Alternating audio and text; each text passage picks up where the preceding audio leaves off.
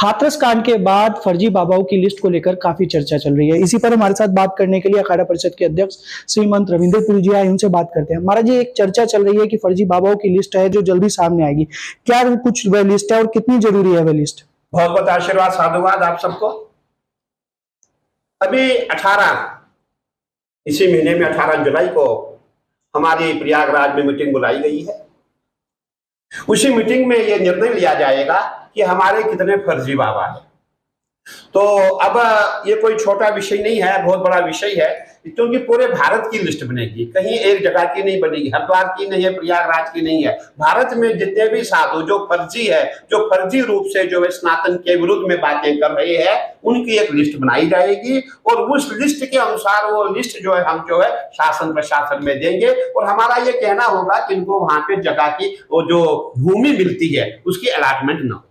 गुरु जी, क्या कुछ रहेगा चर्चा में? क्योंकि एक फर्जी बाबाओं को तो रहेगा, क्या कुछ पुराने नाम जो थे वो भी इस लिस्ट में रहेंगे? क्या कुछ पूरा मंथन रहेगा? सभी अखाड़ों से वार्तालाप की जाएगी? देखिए, पुराने नाम जितने भी है मैं समझता हूँ तकरीबन वो सब हमसे दूर हो चुके हैं और अब जो नए नाम आए हैं, जो बड़े बड़े कथावाचक है, जो संत नहीं है और वो कथा करते, हमें उनसे कोई राग द्वेष नहीं है। हमें राग द्वेष उनसे है जो सनातन के लिए सनातन का विरोध कर रहा है, सनातनी होकर के सनातन का विरोध कर रहा है, स्वयं अपने आप को ब्रह्मा महेश विष्णु कह रहा है। हमें ऐसे लोगों से विरोध है। हम संत है, हम साधु है, हमें तपस्या करनी है, भजन करना है, कीर्तन करना है, हमें लोगों को ज्ञान बांटना है, हमें स्वयं भगवान ही बनना है। इसीलिए जितने जो स्वयं भगवान बने हुए हैं इनके लिए हमें कार्रवाई करनी पड़ेगी। क्यों जरूरी है गुरुजी, जैसे प्रयागराज में कुंभ आने वाला है, आखिर क्यों जरूरी है ये? मतलब फर्जी बाबाओं की लिस्ट जो है सामने आनी चाहिए और जनता से क्या अपील करना चाहेंगे? जो आम जनता है इन फर्जी बाबाओं से किस तरह से बच सकती है? देखिए, आप जानते हैं जब प्रयागराज में कुंभ मेला होता है,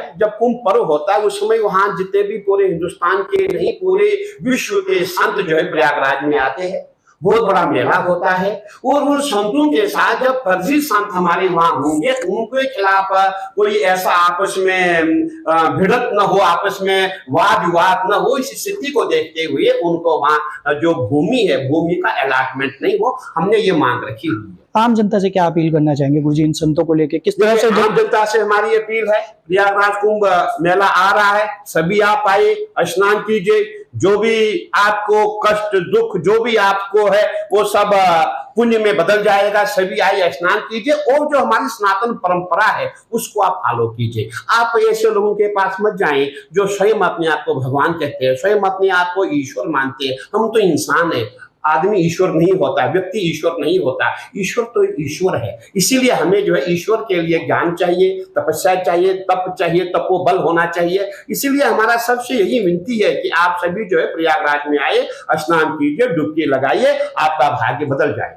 क्या कुछ नाम गुरुजी अभी सामने रखना चाहेंगे, जो कुछ नाम हो संतों से रिलेटेड जो इस लिस्ट में आ सकते हैं? होगा इस समय पूरी एक बाढ़ आई हुई है फर्जी संतों की और अब बहुत आसान हो गया है कि किसी ने जो है 6 महीने का कोर्स किया, 1 साल का कोर्स किया, कथा करनी शुरू की। कथा आप कीजिए, उससे किसी को दिक्कत नहीं है, लेकिन आप जो है ब्रह्मा जी के बारे में, आप शंकर जी के बारे में, कन्हैया जी के बारे में, पूरे जितने भी देवी देवता उनके बारे में आप अपशब्दों का प्रयोग करेंगे, उनके खिलाफ आप बोलेंगे, वो बर्दाश्त नहीं किया जाएगा।